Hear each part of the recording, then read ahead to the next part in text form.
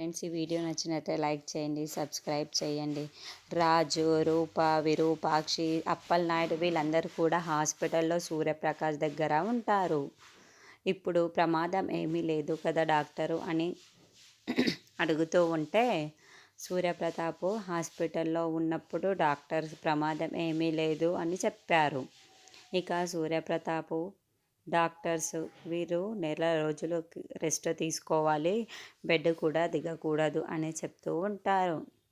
ఇక సుమ ఇలా అంటుంది, మా బావగారికి కాళ్ళు కింద పెట్టకుండా కంటికి రెప్పలా నేను చూసుకుంటాను డాక్టర్ అని సుమ అంటుంది. ఇక అప్పుడే డాక్టరు మీకు కేర్ టేకర్గా ఒకరిని నర్స్ని పంపిస్తున్నాను అని, ఆ నర్సు మీకు దగ్గరగా ఉండి అన్నీ చూసుకుంటుంది అని చెప్తూ ఉంటాడు డాక్టర్. ఇక ఎవరు అని అడుగుతుంటే, రాజు, రూప, విరూపాక్షిని నర్స్ గెటప్లో రెడీ చేసి సూర్యప్రతాప్ని కేర్ టేకర్గా పంపడానికి రెడీ చేస్తూ ఉంటారు. ఇక డాక్టరు పద్మావతి అని అనగానే విరూపాక్షి నర్సు వేషంలో అక్కడికి వస్తూ ఉంటుంది.